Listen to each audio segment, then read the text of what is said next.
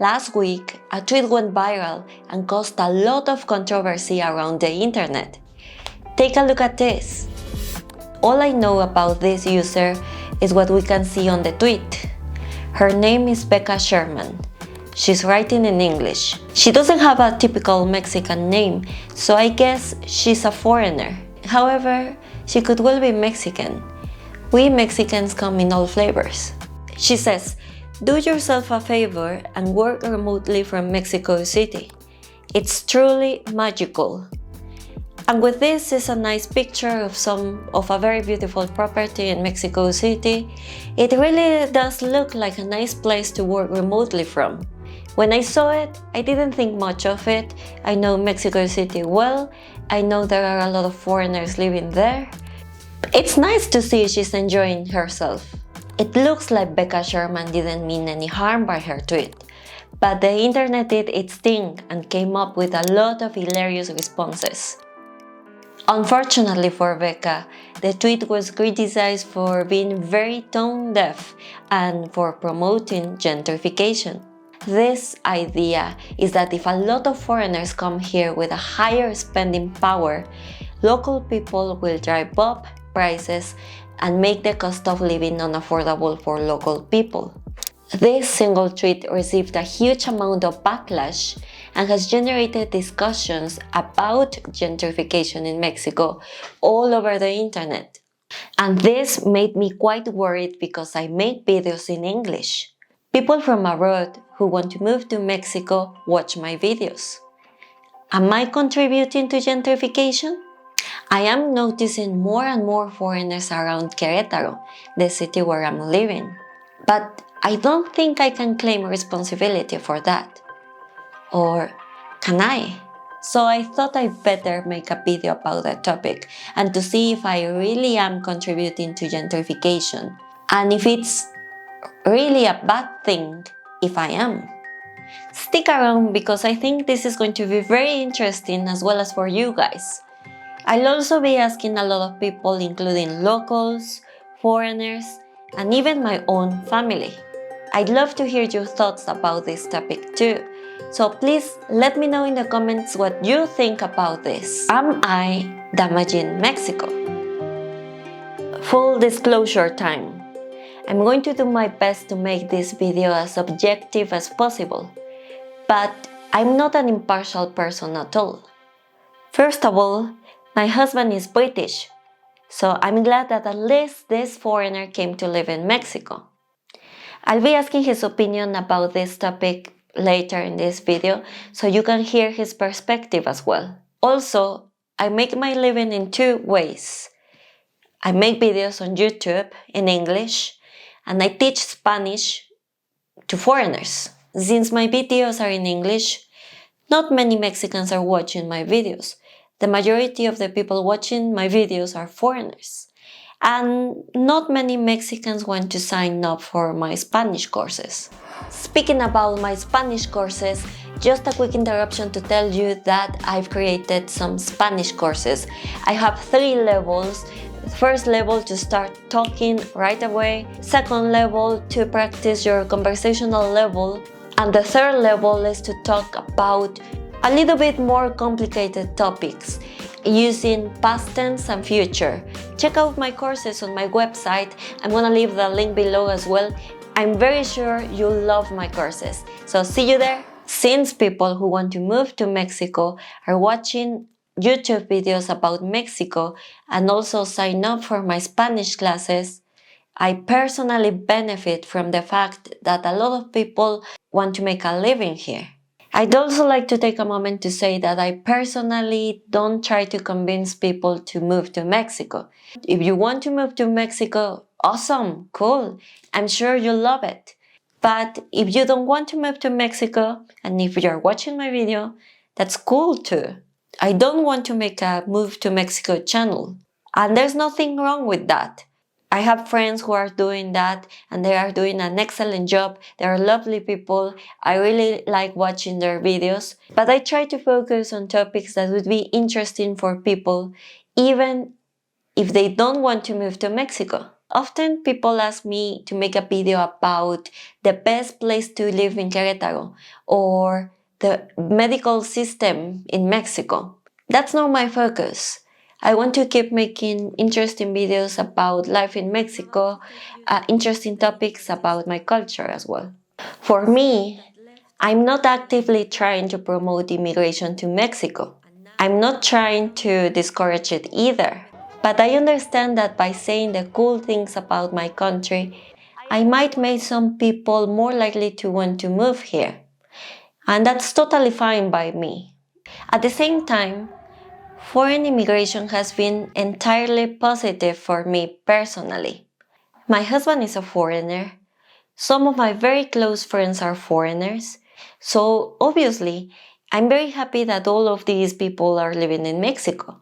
At the same time, while I don't directly make money from people moving to Mexico, the fact that there is a growing interest in people moving to Mexico has almost created a demand for the services that I provide, which allows me to make a living. Because of this, I'm going to try to get as many different opinions as possible to try to discuss this topic as objective as possible.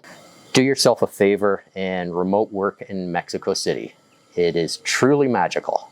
Saying a place is magical, I don't think that's necessarily a bad thing either, because, you know, when you're in a place, whether it's for the first time or if you've found the place that you want to live in, that it's, you know, the best place in the world, and you're just expressing your passion for something that you love, then you should be free to use the words that you want, whether it's beautiful or magical or whatever. Like, it's your, whether it's a photo on Twitter or Instagram or a video on YouTube.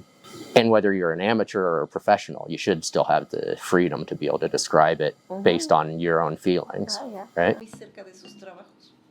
Es bueno porque puedes traer más ingresos a la economía de tu país. El problema, la misma gente que vive allá, o sea, a veces aprovecha de eso, ¿no? Porque cree que le puede sacar un provecho más allá de...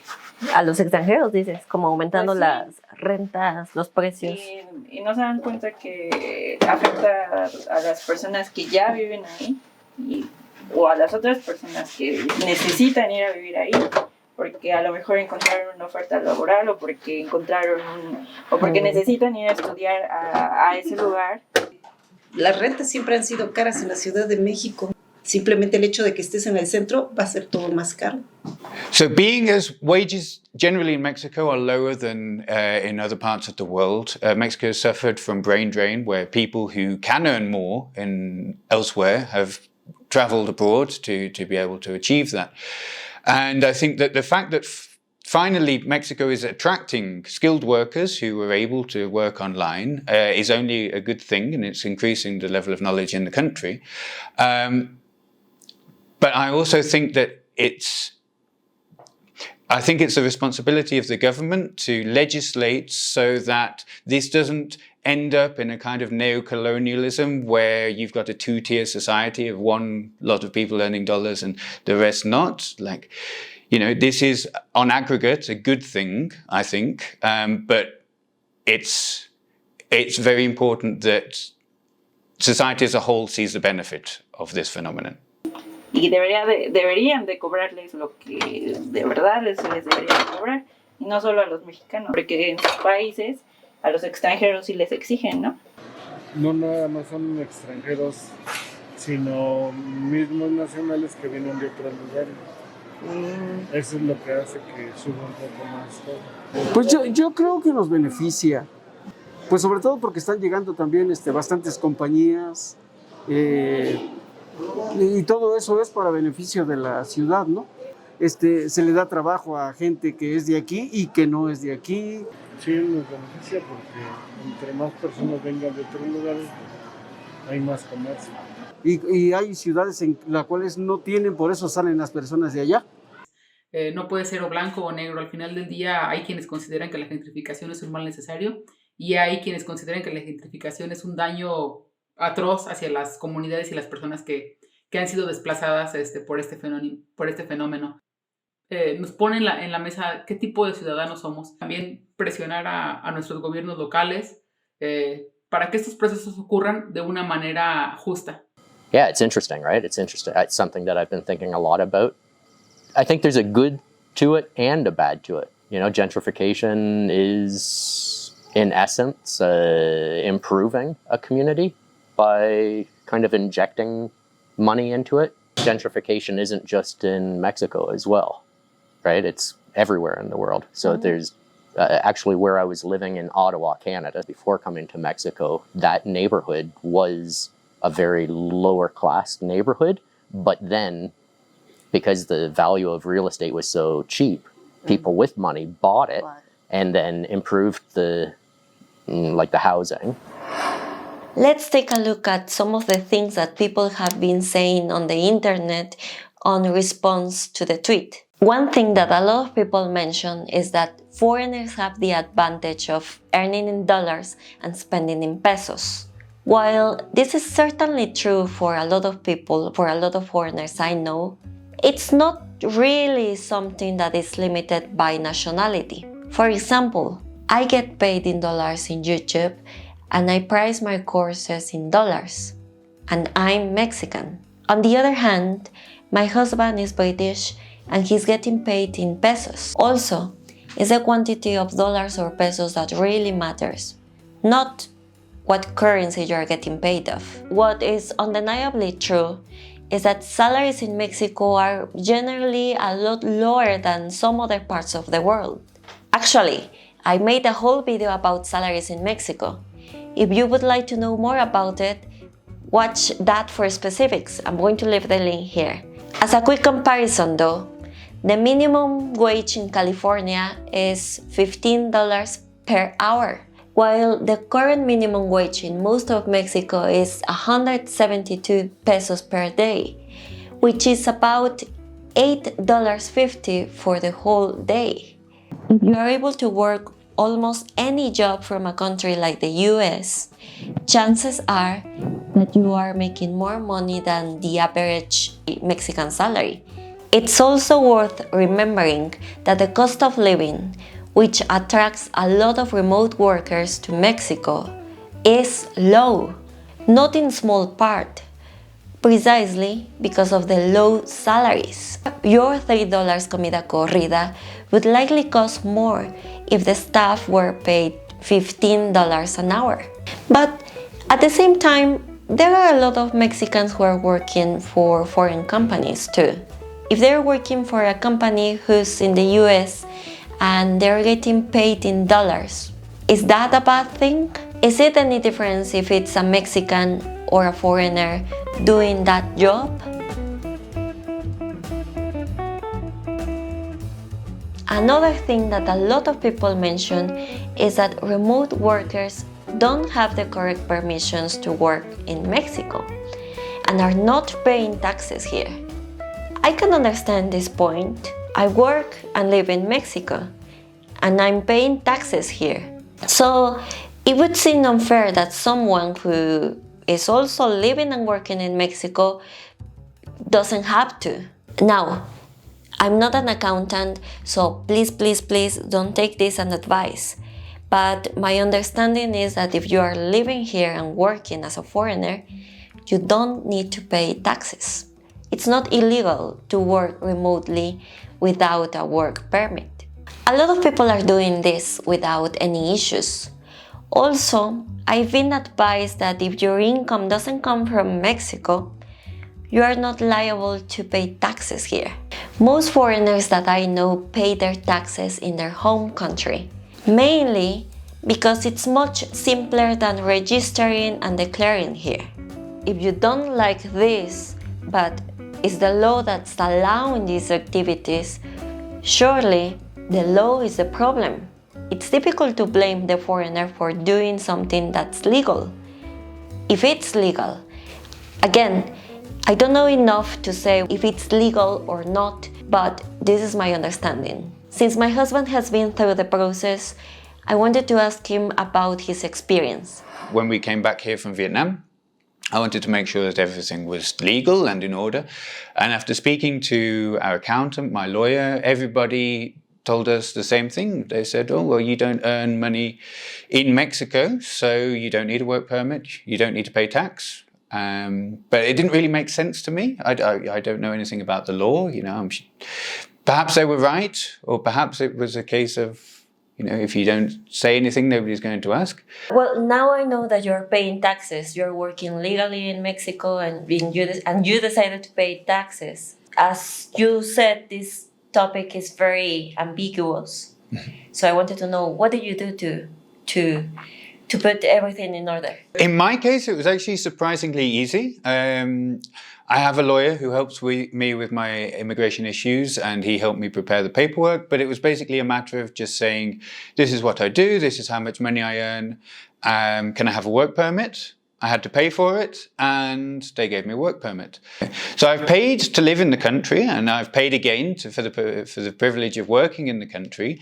But I never got the impression that they were going to deny me. So it's a bit expensive, but not difficult. The reason for this is because I thought, well, you have to pay tax somewhere. Obviously, I don't want to pay any more tax than I have to, but if I'm going to pay taxes, then I want it to go towards improving the place where I'm living. At the end of the day, I understand why people wouldn't do that if they don't have to, because at the end of the day, why would you? But the way that I understand things is that there's no reason to. Really, maybe I'm a bit odd. I did it more for sort of ideological reasons and peace of mind, but the way things worked out, an opportunity came along that pays in pesos, and by being registered as self-employed and paying taxes here, I was able to take advantage of that opportunity, so I was grateful for that. The thing which is commonly mentioned when discussing gentrification is that the cost of rents go up, to the point that they are inaccessible for local people. I'm with Monica, a certified realtor who owns her own real estate business, which specializes in assisting foreigners finding real estate and being their advisor and advocate. Monica, how are you? Hi, I'm good. It is a pleasure to be here. So I have a couple of questions, a few questions for you. Is this a test? I've seen that Querétaro is becoming very popular among Mexicans and international people. Do you think that Querétaro is becoming gentrified? Certainly it is. And you said becoming, and actually this phenomenon started not lately, but since the 80s. I can tell you that Querétaro is a city that it is like the magnet of many people, middle class especially, moving to Querétaro, from Mexico City. We need to remember that Querétaro has a lot of industry, and many people from all over the country come to Querétaro to work at those companies. Do you think that here in Querétaro, Mexicans are being priced out of the market? Yes, they are. Unfortunately, that's the effect of the gentrification. They have been displaced out of the capital, and their only options for rentals is in the outskirts of the city. Do you think that the influx of foreigners is causing the prices to rise? In part, the state government started promoting those neighborhoods that were a little bit isolated or forgotten, and were accessible to many all local residents or all families that have been living in Querétaro for many years, to become the magical barrio, el barrio mágico. Now painting the walls, all this art, all this graffiti, all these attractions are actually affecting the locals who live in that area. The only problem is that sometimes, even though trying hard, the economical situation for the locals or the nationals is unfortunately inferior to the foreigners moving to Querétaro. Have you had any direct experiences that show this phenomenon? Yes, sadly. I have, since I work in real estate with the foreign market. Just to give you two examples. Property owners wants to price their listings at the value of the foreigner coin, no? Either Canadian or American, and that actually makes me uncomfortable. I'm completely against that. And the other thing is when I call a realtor while doing a house hunting for a client, and once I said, well, is a foreigner the interested party? They said, oh, a foreigner, I'll increase the price.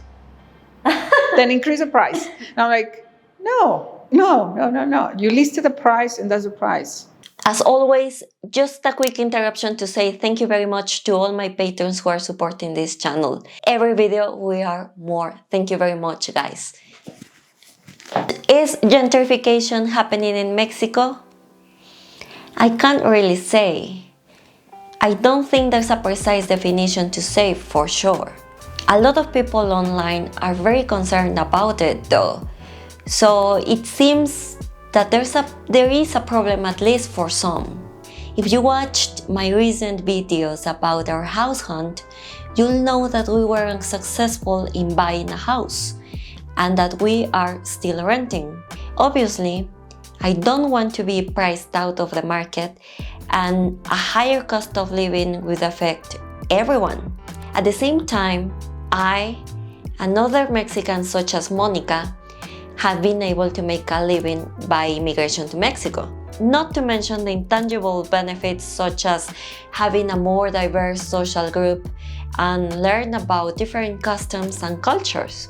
Coming back to the tweet, I wanted to share my own experience because I used to live in Mexico City before I moved to Querétaro. My experience of living in Mexico City was a little bit more like the memes rather than the tweet itself. I didn't feel it particularly magical when I was taking the metro to go to work or when I was stuck in traffic. Of course, it's a cool city, but it has its downsides. And the truth is that the day-to-day reality isn't magical for a lot of people. You may have seen that before Christmas, I took myself a few days to work remotely from Mexico City. And of course, now that I work remotely, my experience was very different. I didn't have to commute, so the traffic wasn't an issue. I'm able to stay in a pretty safe neighborhood called Condesa, which is very popular with foreigners. Of course, this experience was more pleasant than when I used to live there before. I wouldn't say it was magical, but it was very pleasant. If I work from an apartment in La Condesa, am I causing gentrification? Maybe I am. Is this something I should be concerned about? I'm not sure, really. Is it somehow better or worse for me to be working from La Condesa compared to a foreigner doing the same thing? If I can do it, why shouldn't a foreigner from another country be able to do the same thing? Clearly, the rising cost of living is making life harder for a lot of people. This is a bad thing, of course. And if someone is being driven out, I feel bad because what was once affordable not longer is. The increase in remote working has enabled foreigners to take advantage of the low cost of living here to enjoy a higher quality of life. And good for them. But that low cost of living is directly related to the fact that a lot of Mexican people have a lower income relative to these foreigners. At the same time, remote work has also made these higher earning jobs more accessible to Mexican people, which surely is a good thing. I really don't want to convince people one way or the other. I'm really interested in learning more about this topic, so I want to hear your opinion. Please let me know in the comments below. And well, I hope you enjoyed this video. I really enjoyed doing this research, and see you in the next video, guys.